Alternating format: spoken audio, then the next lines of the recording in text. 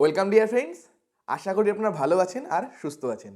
Dear friends, কিছুদিন থেকে একটু কম ভিডিও দিতে পারছি, এর কারণ হলো পিএইচডির কাজ নিয়ে একটু ব্যস্ত। আশা করি 3-4 মাসে পুরোটা কমপ্লিট হয়ে যাবে, তারপরের থেকে আবার রেগুলারলি ভিডিও দিব। তো আজকে যে ভিডিওটা আমরা করতে যাচ্ছি আপনারা আশা করি বুঝেই গেছেন থাম্বলাইন দেখে। তো আপনাদের অনেকেরই রিকোয়েস্ট ছিল যে স্যার রিলায়েবিলিটি আর ভ্যালিডিটির উপর ভিডিও আনুন। তো আজকে আমরা জানবো রিলায়েবিলিটি কি, আর নেক্সট ভিডিওতে জানবো আমরা ভ্যালিডিটি কি এবং ভ্যালিডিটির টাইপ সম্বন্ধে। আজকে জানবো রিলায়েবিলিটি কি এবং রিলায়েবিলিটির বিভিন্ন টাইপ সম্বন্ধে। আপনারা অনেক সময় আমার মুখে শুনেছেন স্ট্যান্ডার্ড টুলস আর নন স্ট্যান্ডার্ড টুলস। তাহলে স্ট্যান্ডার্ড টুলস কি আর নন স্ট্যান্ডার্ড টুলস কি? মনে রাখবেন যে টুলসগুলো রিলায়েবিলিটি এবং ভ্যালিডিটি খুব হাই থাকে এবং যেগুলো অনেক অনেক মানুষজনের উপর অলরেডি টেস্ট করা হয়েছে, সেই ধরনের টুলসকে আমরা বলি স্ট্যান্ডার্ড টুলস। তাহলে কথা হলো যে স্যার আমি যদি 15-20টা প্রশ্ন তৈরি করি, তাহলে সেই প্রশ্নের যে টুলসটা হলো সেটাকে আমি কিভাবে স্ট্যান্ডার্ড টুলসে নিয়ে যাব, বা সেটাকে কি আমি স্ট্যান্ডার্ড টুলস বলতে পারবো? তো সেটাকে কিন্তু তৎক্ষণাৎ আমি স্ট্যান্ডার্ড টুলস বলতে পারবো না, সেটার আমার রিলায়েবিলিটি ভ্যালিডিটি চেক করতে হবে। তাহলে কিভাবে সেটার আমরা রিলায়েবিলিটি ভ্যালিডিটি চেক করব সেটাও আমরা আজকে দেখব। ওকে, তাহলে সবার ফার্স্ট প্রশ্নটা আমরা যেটা মাথায় আসছে সেটা হলো রিলায়েবিলিটি কি। তাহলে সিম্পল ভাষায় যদি আমরা বুঝি যে আপনার একটা বন্ধু, তাকে আপনি রিলায়েবল বলছেন, কখন বলবেন? যখন আপনি জানেন যে কোনো পরিস্থিতি আসুক না কেন আপনার বন্ধু বদলে যাবে না, ও সব পরিস্থিতিতে একই রকম থাকবে, আপনার পাশেই সবসময় থাকবে, যাকে আপনি ডিপেন্ড করতে পারেন, যে হচ্ছে ডিপেন্ডেবল, যার উপর আপনি ভরসা করতে পারেন, তাকে আমরা বলি রিলায়েবল ফ্রেন্ড। তেমনি একটা টুলস, ধরুন এটা একটা কোশ্চেনায়ার, এটাও একটা টুলস। তাহলে এই টুলসটাকে আমি রিলায়েবল কখন বলবো?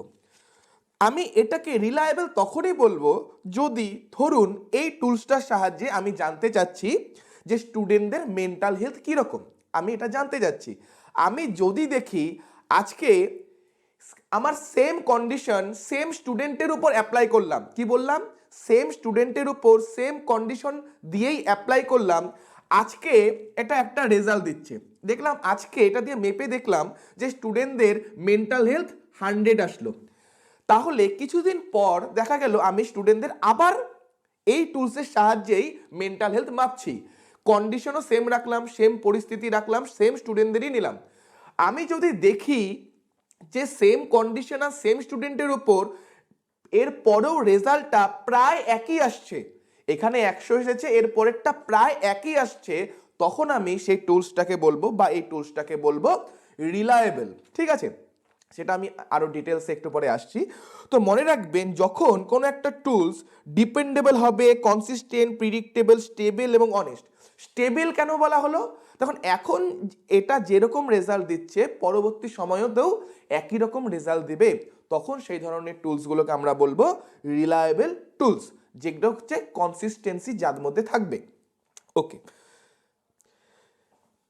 এখন এই যে রিলায়েবিলিটি এর কিছু টাইপস আছে, তো মনে রাখবেন এই টাইপসগুলো, একটা হচ্ছে এক্সটার্নাল কনসিস্টেন্সি ও স্টেবিলিটির উপর ভিত্তি করে কিছু টাইপস থাকবে, আর হচ্ছে reliability in terms of internal consistency.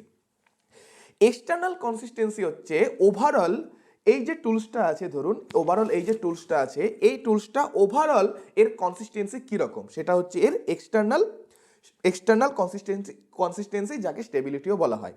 R internal consistency হলো এর যে ভিতরের বিভিন্ন আইটেমগুলো আছে, আইটেম বলতে কি, বিভিন্ন যে প্রশ্নগুলো আছে সেগুলো হচ্ছে এক একটা আইটেম, এর প্রশ্নগুলো কতটা রিলায়েবল, সেটা হচ্ছে এর ইন্টারনাল কনসিস্টেন্সি, মানে এর যে প্রশ্নগুলো আছে ভিতরে সেগুলোকে আমরা কতটা ভরসা করতে পারি, সেটা হচ্ছে তার ইন্টারনাল কনসিস্টেন্সি। ওকে, তো যখন এটার থেকে এনটিএ নেট এক্সামও প্রশ্ন আসে, মনে রাখবেন যখন আমরা এক্সটার্নাল কনসিস্টেন্সি বা স্টেবিলিটি নির্ণয় করতে চাই, তখন আমরা টেস্ট রিটেস্ট বা প্যারালাল অর ইকুইভ্যালেন্ট রিলায়েবিলিটির সাহায্য নেই।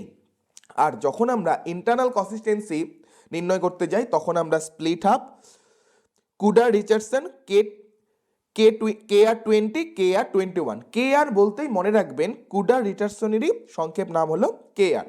আরেকটা আছে ক্রোনব্যাক অ্যালফা, এটাও আরেক ধরনের রিলায়েবিলিটি, সেটা সম্বন্ধে আজকে আমরা জানবো। ওকে, তাহলে সবার ফার্স্ট আমরা জানবো টেস্ট রিটেস্ট মেথডটা কি। দেখুন, এটা একটা টুলস। এই টুলসটার আমি রিলায়েবিলিটি চেক করতে যাচ্ছি কিসের মাধ্যমে? টেস্ট রিটেস্ট মেথডের মাধ্যমে। তাহলে কিভাবে আমি এটাকে চেক করব? তাহলে দেখুন, টেস্ট রিটেস্ট কি বলা আছে? As the name suggest, the administration of the test needs repetition in the form of testing and retesting for the estimation of its reliability। তার মানে এটাকে যখন আমরা টেস্ট রিটেস্ট মেথডের মাধ্যমে এর রিলায়েবিলিটি বের করব, তখন আমাদের এটাকে মিনিমাম দুবার, একবার টেস্ট করার পর আবার এটাকে টেস্ট করতে হবে। তো তার স্টেপগুলো কি সেটা একটু দেখি। তো আমি ওভারঅল আগে বলে দেই কিভাবে টেস্ট রিটেস্ট করা হয়, টেস্ট রিটেস্ট মেথডটা কিভাবে করা হয়। ধরুন, এই টুলসটার সাহায্যে স্টুডেন্টরা কতটা স্কোর করলো সেটা নেওয়া হয়। দেখা গেল স্টুডেন্ট 1 নম্বর যে স্টুডেন্ট আছে সে এটার মধ্যে 110 স্কোর করলো, হলো। 2 নম্বর যে স্টুডেন্ট আছে সে এটার মধ্যে 100 স্কোর করলো। 3 নম্বর যে স্টুডেন্ট সে হয়তো 95 স্কোর করলো। 4 নম্বর স্টুডেন্ট 102 স্কোর করলো। এইভাবে কিছু স্যাম্পলের মধ্যে দেখা হয় যে তারা কতটা স্কোর করছে। এরপর কিছু একটা দিন গ্যাপ দিয়ে, সেটা 5 দিন, 10 দিন, 15 দিন, একটা নির্দিষ্ট সময় গ্যাপ দিয়ে আবার সেই স্টুডেন্টদের উপরই সেম কন্ডিশনে, তারা একই রকম আশা করব মেন্টাল স্টেটে আছে, সেই রকম কন্ডিশনেই তাদের উপর আবার এই প্রশ্নটাই আবার দিয়ে দেখা হয় যে তারা কতটা স্কোর করছে। দেখা যাচ্ছে যে স্টুডেন্টরা সেখানে 110 স্কোর করছিল সে এখন 108 স্কোর করছে। যে 100 পেয়েছিল 2 নম্বর স্টুডেন্ট সে হয়তো 105 স্কোর করছে, এ হয়তো 100 করছে, এও 100 করছে। এইভাবে প্রত্যেকেরটা দেখা হয়। এরপরে ধরুন এটা যদি x হয় আর এটা যদি y হয়, এদের মধ্যে কি করা হয়? কোএফিসিয়েন্ট অফ কোরিলেশন বের করা হয়। আমরা তো শিখেছি কিভাবে কোএফিসিয়েন্ট অফ কোরিলেশন বের করতে হয়। তাহলে এই যে স্কোরগুলো আমরা পেলাম, আবার রিপিট স্কোরগুলো যেগুলো পেলাম তাদের মধ্যে কি করা হয়? কোএফিসিয়েন্ট অফ কোরিলেশন বের করা হয়। এই যে কোএফিসিয়েন্ট অফ কোরিলেশনের মান যেটা আসবে সেটাই হয়ে যাবে আমাদের রিলায়েবিলিটি কোএফিসিয়েন্ট। মানে ধরুন কোএফিসিয়েন্ট অফ কোরিলেশনের মান আসলো 0.9, তাহলে তখন আমরা কি বলবো? আমাদের রিলায়েবিলিটিও কত হবে? 0.9। তো মনে রাখবেন যে সাধারণত আমাদের যে রিলায়েবিলিটির কোএফিসিয়েন্টটা আসবে সেটা 0.7 বা 0.8 এদের উপরে আসলে, 0.7 বা 0.8 এর উপরে আসলেই আমরা কি বলি? আমরা বলি যে এই যে আইটেমটা আছে বা এই যে টুলসটা আছে এর রিলায়েবিলিটি ভালো। যত বেশি রিলায়েবিলিটি আসবে তত কি এর হচ্ছে ভরসাযোগ্য। ওকে, তো কিভাবে টেস্ট রিটেস্ট মেথড অ্যাপ্লাই করা হয় দেখুন। প্রথমে কি বলা আছে দেখুন, step 1, administer the test on a representative sample of the population. তার মানে কি করা হলো? আমি যেটা বলছিলাম, ধরুন 10 জন স্টুডেন্ট, কথার কথা বলছি 10 জন, কিন্তু অ্যাকচুয়ালিতে আরও বেশি স্টুডেন্ট বা বেশি স্যাম্পলের উপর করা হয়। আমি ধরে নিলাম যে 10 জনের উপর প্রথমে কি করা হলো? এটাকে অ্যাপ্লাই করা হলো, টুলসটাকে অ্যাপ্লাই করা হলো। তাহলে কি হলো? তারা কিছু মার্কস পাবে, এই টুলসের নিরিখে তারা কিছু মার্কস পাবে, তাহলে সেগুলোকে নোট করা হলো। নেক্সট কি করা হলো? Administer the same test on the same sample. ঠিক আছে, তার মানে সেম টেস্টটাই আবার কি করব? সেম স্যাম্পলের উপর under same or similar condition, same condition বা সিমিলার কন্ডিশনের উপর আবার সেই টেস্টটাই আবার করব উইদিন অ্যাপ্রোপ্রিয়েট টাইম স্প্যান। মানে একটা নির্দিষ্ট সময়ে যাওয়ার পরই আমি সেটাকে আবার অ্যাপ্লাই করব। করার পর কি করলাম? স্টেপ 3তে দেখুন, compute the test retest correlation coefficient, also known as coefficient of stability between the score of the test and retest। তার মানে টেস্ট করলাম, এটা হচ্ছে টেস্টের স্কোর আর এটা হচ্ছে রিটেস্টের স্কোর। তাদের যে স্কোর দুটো পেলাম তাদের মধ্যে আমি কি বের করব? কোএফিসিয়েন্ট অফ কোরিলেশন বের করব। তাহলে বের করলাম, তারপরে আসবে স্টেপ 4। স্টেপ 4 কি বলেছে? Try to interpret the reliability of your developed test or tool in the light of the value of the correlation coefficient derived in step 3। তার মানে এই যে আমরা স্টেপ 3তে কোএফিসিয়েন্ট অফ কোরিলেশন আর এর ভ্যালু বের করলাম, এখন আর এর ভ্যালু কত পেলাম?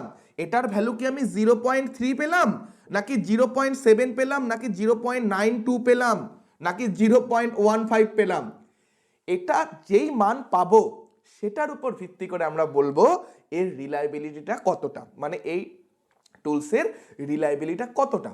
যদি দেখি খুব বেশি মান চলে আসছে, খুব যদি বেশি মান চলে আসে তখন আমরা কি বলবো এর রিলায়েবিলিটি ভেরি হাই। আর যদি দেখি 0.3, 0.25 এরকম মান আসছে তখন আমরা কি বলবো এর রিলায়েবিলিটি খুব কম, লো। তো মনে রাখবেন রিলায়েবিলিটি এর মানও -1 থেকে -1 এর মধ্যেই আসে। ওকে, সাধারণত -1 থেকে 1 এর মধ্যে আসে। কিছু কিছু উদাহরণ দেখবো একটু পরে যেটার মান 0 থেকে 1 এর মধ্যেও আসতে পারে। ওকে, তাহলে এটা গেল আমাদের টেস্ট রিটেস্ট রিলায়েবিলিটি। নেক্সট আমরা দেখব parallel or equivalent forms method. তাহলে এটার মাধ্যমে কিভাবে রিলায়েবিলিটি চেক করা হয় সেটাও আমরা দেখব।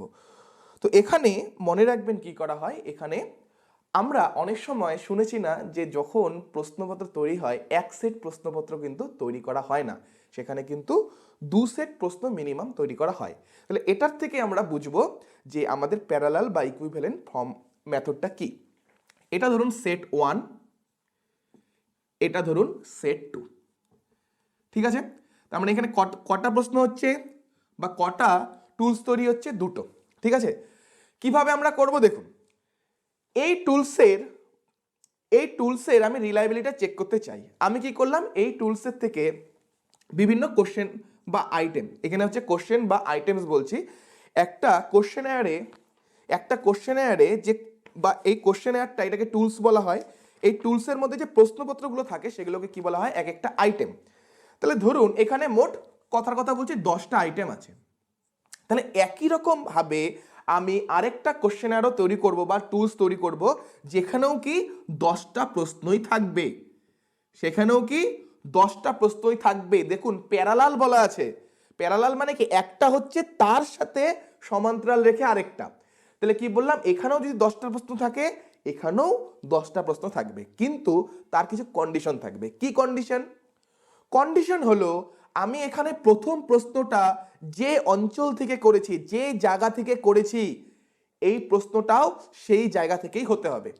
মানে ধরুন আমি যদি ম্যাথের ভাষায় বলি, ধরুন এটা শতকরা থেকে করেছি, পার্সেন্টেজ থেকে করেছি, তাহলে এই প্রশ্নটাও পার্সেন্টেজ থেকেই হতে হবে। আরো কি, এটার ডিফিকাল্টি ভ্যালু যত হবে, এর কাঠিন্য মান যত হবে, এর ডিফিকাল্টি ভ্যালু যত হবে, এরও ডিফিকাল্টি সেম লেভেলের হতে হবে। এরকম কখনো হবে না একটা খুব ইজি দিলাম আর একটা খুব কঠিন দিলাম, ডিফিকাল্টি সেম হতে হবে। একই রকম সেকেন্ড যে প্রশ্নটা থাকবে তার যে ডিফিকাল্টি, এইখানে যে সেকেন্ড প্রশ্নটা থাকবে তার ডিফিকাল্টিও সেম হবে। আবার কি, এটাও আমি যেই জায়গা থেকে দিলাম এটাও আমাকে সেই জায়গা থেকেই দিতে হবে। একই রকম ভাবে প্রত্যেকটার ক্ষেত্রে সেম জিনিস অ্যাপ্লাই হবে, যে এখানেও আমরা দেখব, এটা যে অঞ্চল থেকে দিলাম এটাও সেই অঞ্চল সেই এরিয়া থেকে দিতে হবে, এটারও ডিফিকাল্টি ভ্যালু যা হবে এটারও ডিফিকাল্টি ভ্যালু তাই হবে। এরপরে প্রত্যেকটা স্কোর আমরা পেলাম। আমরা দেখব এরপরে যে প্রথম যে কোশ্চেনটা আছে সেটাতে কতজন মানুষ স্কোর করছে, কতজন মানুষ সেটার অ্যান্সার দিতে পারছে। একই রকম দেখলাম এটাতে কতজন মানুষ অ্যান্সার দিতে পারছে। একই রকম দ্বিতীয় প্রশ্নে আমরা দেখব দ্বিতীয় প্রশ্নে কতজন মানুষ সেটার অ্যান্সার দিতে পারছে। একই রকম সেট 2তেও দেখব দ্বিতীয় প্রশ্নে কতজন মানুষ সেটার অ্যান্সার দিতে পারছে। এইভাবে আমরা কিছু স্কোর পাবো। যেমন আমরা কি দেখলাম যে প্রথম প্রশ্নে 50 জনের মধ্যে দেখা যাচ্ছে 40 জনই সেটা সঠিক অ্যান্সার দিতে পারছে। একই রকম ভাবে সেট 2 যেটা প্রথম প্রশ্ন ছিল সেটাতেও দেখলাম যে সেটাতে মোটামুটি 39 জন সেটার সঠিক অ্যান্সার দিতে পারছে। একই রকম ভাবে দ্বিতীয় প্রশ্নটা দেখব যে দ্বিতীয় প্রশ্নে 50 জনের মধ্যে কতজন সঠিক অ্যান্সার দিচ্ছে, দেখলাম যে 35 জন এটা সঠিক অ্যান্সার দিচ্ছে। আবার দ্বিতীয় সেটে দেখলাম মোটামুটি 40 জন এটা সঠিক অ্যান্সার দিচ্ছে। তাহলে একই রকম ভাবে প্রত্যেকটা প্রশ্নে আমি দেখব কতজন সঠিক অ্যান্সার দিচ্ছে, একই রকম ভাবে সেট 2তেও আমি দেখব কতজন সঠিক অ্যান্সার দিচ্ছে। যেই এটা হয়ে গেল তারপরে আমরা কি করব, আবার সেই আর মানে কোএফিসিয়েন্ট অফ কোরিলেশন বের করব। মানে দুটো স্কোর যে পেলাম, দুটো সেটের যে স্কোর পেলাম তাদের আমরা কোএফিসিয়েন্ট অফ কোরিলেশন বের করব। যেই আমাদের কোএফিসিয়েন্ট অফ কোরিলেশনের মানটা আসলো, তাহলে মানটা কিরকম আসবে, কিছু -1 থেকে 1 এর মধ্যে আসবে। আমি দেখলাম যে এটার মান আসলো 0.8। তাহলে 0.8 যদি আসে তাহলে বলবো যে এই টুলসটা হচ্ছে হাই রিলায়েবল, এর উপর আমরা ভরসা করতে পারি। কিন্তু একই কথা বলবো যদি মান খুব কম চলে আসে, দেখা গেল মান আসলো 0.13, তাহলে কম হয়ে গেল, তখন কিন্তু সেই টুলসটাকে বা সেই কোশ্চেনারটাকে আমরা কিন্তু রিলায়েবল বলবো না, বা সেটাকে কিন্তু আমরা গ্রহণ করব না। তার মধ্যে কিছু চেঞ্জেস আমাদের আনতে হবে। তো সেটা এখানের বিষয় না। তাহলে বোঝা গেল আশা করি প্যারালাল বা ইকুইভ্যালেন্ট ফর্মস অফ মেথডটা কি। তো এর স্টেপসগুলো দেখুন, যেভাবে বলেছি সেভাবেই থাকবে। দেখুন কি লেখা আছে স্টেপ 1-এ, develop to parallel or equivalent forms of same tool or test consisting of similar items although not the same. মানে একই রকম আইটেম হবে, মানে একই জায়গা থেকে একই ডিফিকাল্টির হবে, কিন্তু সেম কোশ্চেন হবে না। By taking care of the content, মানে যে অঞ্চল থেকে দিচ্ছি সেটা সেম থাকতে হবে, and difficulty as well as discriminating value of the items including in the both of the forms. হলো, তার মানে দুটো প্রশ্নপত্র আমরা তৈরি করলাম। এখন administer one of the parallel forms of research tool on a representative sample of the population। তার মানে ধরুন 50 জনের মধ্যে, আমার পপুলেশনের 50 জনের মধ্যে আমি সেটাকে অ্যাপ্লাই করলাম। স্টেপ 3-তে কি বলা আছে, administer the other form of parallel tool, মানে আরেকটা সেট যে আমি তৈরি করেছি সেটা আমি কি করব, অন দ্য সেম স্যাম্পলের উপরই অ্যাপ্লাই করব, under the same or similar condition, মানে কন্ডিশনটা আমি সেম রাখবো, within a reasonable time span, মানে একটা নির্দিষ্ট সময়ের ব্যবধানে আমি সেটাকে আবার অন্য স্যাম্পল না সেম স্যাম্পলের উপরই একটা নির্দিষ্ট সময় পর আবার অ্যাপ্লাই করব। তারপরে কি বলা আছে দেখুন স্টেপ 4-এ, compute the correlation of coefficient between the scores obtained on the two parallel forms of the tool. The correlation of the coefficient computed is known as the parallel form of correlation, যেটাই বলা হয়, মানে কি coefficient of কোরিলেশনের মান বের করব। তো আপনাদের মনে হতে পারে যে স্যার এটার কোএফিসিয়েন্ট অফ কোরিলেশন মান আমরা কি কোন পদ্ধতির মাধ্যমে ব্যবহার করব? তো এখানে ভেরি সিম্পল, আমরা এখানে প্রোডাক্ট মোমেন্ট কোরিলেশন অ্যাপ্লাই করব। তাহলে এখানে কি বলা আছে দেখুন step 5, try to interpret the reliability of your developed test or tool in the light of the value of the correlation coefficient derived in the step 4। মানে সেই কথাটাই যে আমরা কোএফিসিয়েন্ট অফ কোরিলেশনের মান কত পেলাম সেটার উপর ভিত্তি করে আমরা বলবো এই রিলায়েবিলিটিটা কেমন। যদি মান খুব হাই আসে, আমরা দেখলাম যে কোএফিসিয়েন্ট অফ কোরিলেশনের মান আসলো 0.92, তাহলে আমরা বলবো যে এর রিলায়েবিলিটি বেশি। আর যদি দেখি আমাদের মানটা খুব কম আসলো, আমাদের আসলো 0.29, তাহলে আমরা কি বলবো, এরকম যদি কম আসে বলবো এই টুলসের কিন্তু রিলায়েবিলিটি খুব কম, এটাকে কিন্তু আমরা ভরসা করতে পারি না। আশা করি বোঝা গেল। নেক্সট দেখুন, এরপরে খুবই একটা ইম্পর্টেন্ট মেথড আমাদের রিলায়েবিলিটির, এটার থেকে প্রায় NT-NET এক্সামে প্রশ্ন আসে, সেটা হচ্ছে স্প্লিট হাফ মেথড। তো মনে রাখবেন স্প্লিট হাফ মেথডের সাহায্যে আমরা ইন্টারনাল রিলায়েবিলিটি বা ইন্টারনাল কনসিস্টেন্সি চেক করি। ওকে, তাহলে স্প্লিট হাফ মানে কি, কোনো একটা কিছুকে দুটো ভাগে ভাগ করা। নাম দেখেই মনে হচ্ছে স্প্লিট হাফ, মানে স্প্লিট মানে ভাগ করো, হাফ মানে অর্ধেক অর্ধেক করে, তাই না? তাহলে একটা কিছু বলতে এখানে কি টুলস, সেই টুলসটাকে আমরা দুভাগে ভাগ করব। তাহলে এখন দুভাগে ভাগ করব, সেটা কিভাবে করব এটা প্রশ্ন আসে। তখন দুভাগে ভাগ তো আমরা অনেকভাবে করতে পারি। আমরা কি করতে পারি, ধরুন 50টা প্রশ্ন আছে, আমরা এরকম ভাবে ভাগ করতে পারি, প্রথম 25টা লাস্টের 25টা, এইভাবে ভাগ করতে পারি। আবার এইভাবেও তো ভাগ করতে পারি, প্রথম একটা এখানে, দ্বিতীয়টা এখানে, তৃতীয়টা এখানে, চতুর্থটা এখানে, পঞ্চমটা এখানে, ষষ্ঠটা এখানে, এইভাবে। মানে আমরা কি করতে পারি, অড নাম্বারের বেসিসেও ভাগ করতে পারি, অড আর ইভেন নাম্বারের বেসিসে ভাগ করতে পারি, তাই না? তো জেনারেলি এটাই বেশি করা হয়, যে আমাদের ধরুন 1 থেকে 50টা প্রশ্ন আছে, আমাদের যে টুলস আমি একটু আগে আপনাদের দেখালাম, সেই টুলসে কি আছে, 50টা আইটেম আছে। আইটেম মানে কি, কোশ্চেন আছে। তাহলে সেই প্রশ্নগুলোকে আমরা কিভাবে ভাগ করলাম, অর্ধেক অর্ধেক করে ভাগ করলাম। সেটা নিয়মটা কি বললাম, সেখানে যে 1, 3, 5, 7, 9 এই যে অড নাম্বারের যে কোশ্চেনগুলো আছে সেগুলোকে একটা হাফ করলাম, আর বাকি যে ইভেন নাম্বারের প্রশ্নগুলো আছে, যে 2 নাম্বার 2 নম্বর যেই কোশ্চেনটার নাম্বার 2 নম্বর ছিল, যেই কোশ্চেনটার নাম্বার 4 নম্বর ছিল, এইভাবে যে ইভেন নাম্বারের যে সেটটা আছে তাদেরকে আমরা 25টা করে ভাগ করলাম। মানে অড নাম্বারের যে সেটটা সেটাতে রাখলাম 25টা, আর ইভেন নাম্বারের যে সেটটা সেটাতে রাখলাম 25টা। আশা করি বুঝতে পারছেন কি বলতে যাচ্ছি। 1, 3, 5, 7, 9, 11 এই যে কোশ্চেন নাম্বারগুলো থাকবে সেগুলো মিলে 25টা হলো, আর 2, 4, 6, 8, 10, 12, 14 এই যে ইভেন নাম্বারগুলো আছে, সেই যে কোশ্চেন নাম্বারগুলো আছে সেই নাম্বারের সেটটা দিয়ে, সেই নাম্বারের 25টা দিয়ে আরেকটা সেট হলো। তাহলে দেখুন পুরো সেটটাকে আমি কিন্তু স্প্লিট হাফ করলাম, মানে অর্ধেক অর্ধেকে ভাগ করে নিলাম। তাহলে এটা হলো স্প্লিট হাফ মেথড। এখন এটার সাহায্যে কিভাবে আমরা রিলায়েবিলিটিটা বের করি একটু দেখুন। এটা কিন্তু খুবই একটা ইম্পর্টেন্ট, আমাদের রিলায়েবিলিটির মেথডের মধ্যে খুবই একটা ইম্পর্টেন্ট মেথড কিন্তু স্প্লিট হাফ মেথড। ওকে, তাহলে এটার সাহায্যে কিভাবে আমরা বের করব দেখুন। স্টেপ ওয়ান কি লেখা আছে?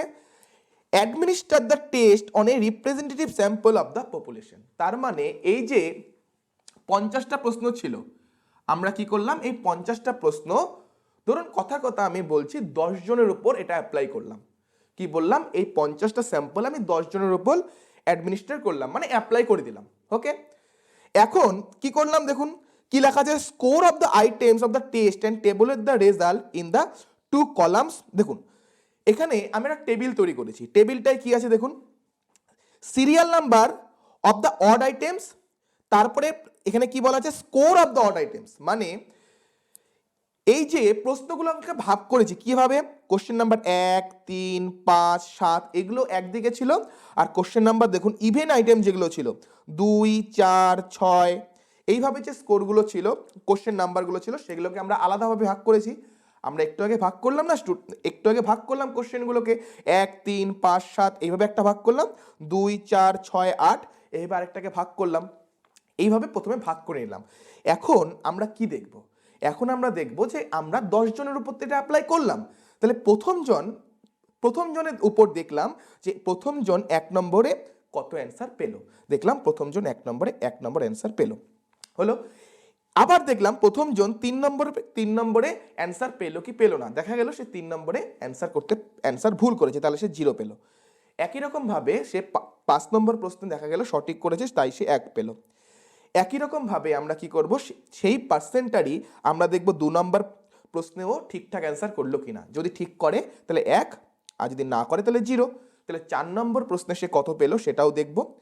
আবার 6 নম্বর প্রশ্নে সে ঠিক করলো না ভুল করলো সেটার নিরিখে আমরা বের করব। ওকে, এটা গেল আমাদের স্টেপ 2। এটার পর যে কাজটা আসবে দেখুন, এরপরে কি বলা আছে এখানে দেখুন, টোটাল স্কোর, আর এখানেও বলা আছে, ডান দিকেও বলা আছে টোটাল স্কোর।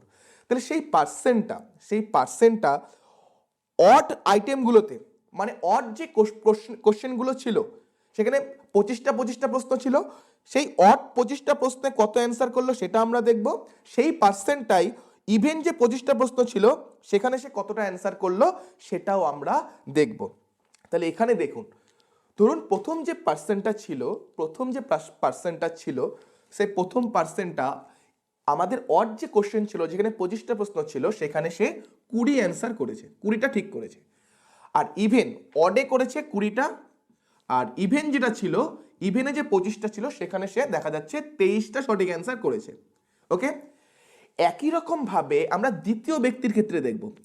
দ্বিতীয় ব্যক্তি যে আছে, সে অড যে 25টা প্রশ্ন ছিল সেখানে সে কতটা অ্যান্সার করলো, কত অ্যান্সার ঠিক করলো। দেখা যাচ্ছে সে 19টা ঠিক করেছে, আর ইভেনে গিয়ে সে দেখা যাচ্ছে সে 22টা ঠিক করেছে। এইভাবে যে 10 জন আমি নিয়েছিলাম, সেই 10 জনের স্কোর আমি দেখলাম যে প্রত্যেকজন অড 25টার মধ্যে কতটা অ্যান্সার ঠিক করলো, আর ইভেন 25টার মধ্যে কতটা অ্যান্সার ঠিক করলো। এইভাবে আমরা নিলাম।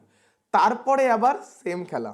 ওকে, তারপরে কি দেখি আমরা, চলুন নেক্সট স্টেপটা দেখুন কি ছিল, যেটা আমি বলছিলাম। এখানে দেখুন স্টেপ 3তে দেখুন total score earned on odd items.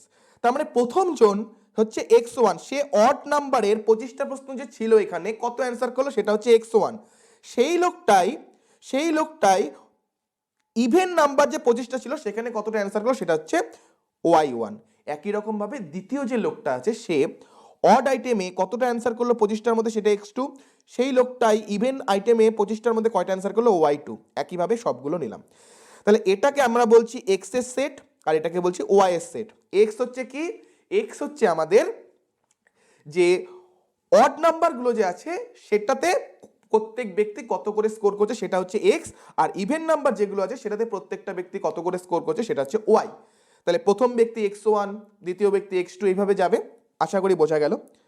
তারপরে আমরা এখান থেকে কিন্তু x1, x2, x3, x4 ভেবে প্রত্যেকের ভ্যালু পাবো। আবার একইভাবে কিন্তু y1, y2, y3, y4 প্রত্যেকটা ভ্যালু পাবো।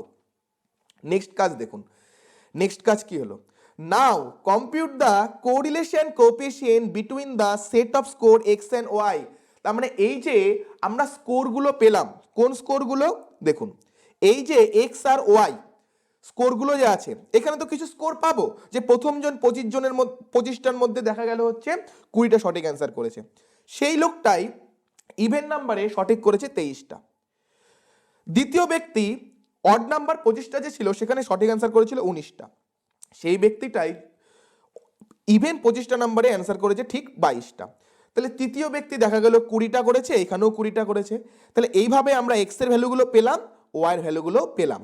এখন আমরা কি করব, আগের কেস মানে এখন আবার পুনরায় আমরা এদের মধ্যে কোএফিসিয়েন্ট অফ কোরিলেশন বের করব। তো সেটাই বলেছে দেখুন, now compute the correlation coefficient between the set of score X and Y. তাহলে এক্স স্কোর আর ওয়াই স্কোরের মধ্যে কোএফিসিয়েন্ট অফ কোরিলেশন বের করব। It will be yield a correlation coefficient between the sets of odd and even score known as split half reliability coefficient. ওকে, তার মানে এটার মধ্যে আমি কি পাচ্ছি, যে স্প্লিট হাফ রিলায়েবিলিটি কোএফিসিয়েন্টটা বার করছি। লেট ইট বি R1, তাহলে এটা ধরলাম R1। স্টেপ 5 দেখুন, now estimate a reliability correlation coefficient for the whole test by making use of Spearman-Brown propensity formula given below. দেখুন, তাহলে আগেরটা আমাদের কি আসলো, আগেরটা আমাদের একটা কোএফিসিয়েন্ট, আগেরটা আমাদের একটা রিলায়েবিলিটি কোএফিসিয়েন্ট আসলো, কিসের, স্প্লিট হাফ রিলায়েবিলিটি কোএফিসিয়েন্ট আসলো, সেটা হলো R1। কিন্তু এখন আমরা কি বার করব, এখন আমরা বের করব যে পুরো যে টুলসটা আছে তার রিলায়েবিলিটি কোএফিসিয়েন্ট কত। সেটার ফর্মুলাটা কি দেওয়া আছে, আর সমান সমান 2R1 বাই 1 প্লাস R1। কি বলা আছে,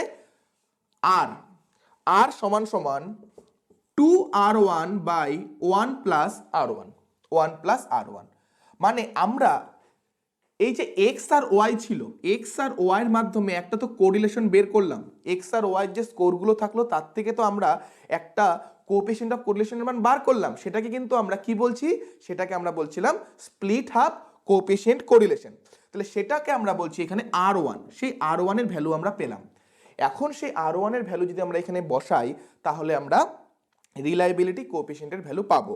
সেটা আমরা কোন সূত্রের সাহায্যে বার করছি, স্পিয়ারম্যান ব্রাউন প্রফেসির মাধ্যমে, প্রফেসি ফর্মুলার মাধ্যমে কিন্তু আমরা বের করছি, এটা মনে রাখবেন। সূত্রটা হচ্ছে আর সমান সমান 2R1 বাই 1 প্লাস R1, আর R1টা হচ্ছে আমরা রিলায়েবিলিটি কোএফিসিয়েন্ট যেটা স্প্লিট হাফ রিলায়েবিলিটি কোএফিসিয়েন্ট যেটা পাচ্ছি সেটা হচ্ছে R1, আর Rটা হচ্ছে আমাদের রিলায়েবিলিটি কোএফিসিয়েন্ট। ওকে, তাহলে এইভাবে আমরা স্প্লিট হাফ মেথডের সাহায্যে কোএফিসিয়েন্ট রিলায়েবিলিটি কোএফিসিয়েন্টের ভ্যালু বের করতে পারি। নেক্সট দেখুন, কুডার রিচার্ডসন। ওকে, এখান থেকেও কিন্তু এনটিএ নেট এক্সামে কিন্তু কোশ্চেন কিন্তু আসতে পারে। স্প্লিট হাফ তো খুবই ইম্পর্টেন্ট এবং এটাও খুব ইম্পর্টেন্ট, এখান থেকেও একটা প্রশ্ন কিন্তু আসতে পারে। KR20 আমরা একটু আগে দেখেছিলাম কুডার রিচার্ডসনে দুটো ফর্মুলা আছে, একটা হচ্ছে KR20, একটা হচ্ছে KR21। তো দুটোর মধ্যে সামান্যই পার্থক্য, কি পার্থক্য সেটাও আমরা দেখব। তাহলে KR20টা কি, সূত্রটা মনে রাখবেন, n/n-1 into HD square minus summation PQ by HD square, এটা হচ্ছে আমাদের সূত্র। তাহলে এনটা কি, এন হচ্ছে number of test items. Okay, HD standard deviation of the score obtain on the test, P হচ্ছে difficulty level of each item, Q হচ্ছে proportion responded incorrectly to each item, মানে এটা হচ্ছে 1 মাইনাস পি, কিউ কিউ সমান সমান হচ্ছে 1 minus P. তাহলে এটাকে আমরা কিভাবে করব সেটা একটু দেখি।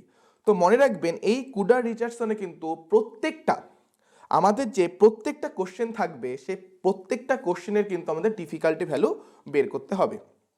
ওকে, তাহলে দেখুন কীভাবে আসবে এটার মান। ধরুন প্রথম একটা স্কোর আমরা দেখব, সেই স্কোর একটা স্কোর প্রথম যে কোশ্চেনটা আছে, প্রথম যে কোশ্চেনটা 50 জনের মধ্যে কতজন এটাতে সঠিক অ্যান্সার করলো সেটা আমি দেখবো। তাহলে সেটা তার স্কোর একটা পাবো, দেখা যাচ্ছে 50 জনের মধ্যে 40 জন সেটা সঠিক অ্যান্সার করছে। দেখা যাচ্ছে দ্বিতীয় প্রশ্নটায় 50 জনের মধ্যে 30 জন সঠিক অ্যান্সার করছে, তৃতীয় প্রশ্নটায় 50 জনের মধ্যে 42 জন সঠিক অ্যান্সার করছে। এইভাবে 50টা প্রশ্ন আমরা বের করব। তাহলে যদি বের করি তাহলে নাম্বার অফ টেস্ট আইটেমস এখানে আমরা বলছি 50টা বের হলো। এইচডি, তাহলে এই যে স্কোরগুলো আমরা পেলাম 40, 30, 42, এই স্কোরগুলো থেকে আমরা স্ট্যান্ডার্ড ডেভিয়েশনও বের করতে পারবো, সেটাও ভেরি ইজিলি। এরপরে আসবে পি আর কিউ, সেটা আমরা বুঝি। ঠিক আছে, পি আর কিউটা কি? এখানে প্রথম কোশ্চেন আমরা দিলাম, প্রথম কোশ্চেনটায় আমরা ডিফিকাল্টি ভ্যালু নির্ণয় করব। তো ডিফিকাল্টি ভ্যালুর একটা সূত্র আছে, আপনাদের যদি জানতে ইচ্ছা হয় অবশ্যই কমেন্টে লিখবেন, আমি আপনাদের পরবর্তীতে প্রশ্ন করে দেখাবো, প্রশ্নের সলভ করে দেখাবো কীভাবে ডিফিকাল্টি ভ্যালু নির্ণয় করতে হয়। তো প্রথম প্রশ্নটার আমরা একটা ডিফিকাল্টি ভ্যালু নির্ণয় করলাম। দেখা যাচ্ছে প্রথম প্রশ্নটার ডিফিকাল্টি ভ্যালু আসলো 0.7, হলো 0.7। তাহলে সেটা হয়ে যাবে কি পি, সেটা হয়ে যাবে পি।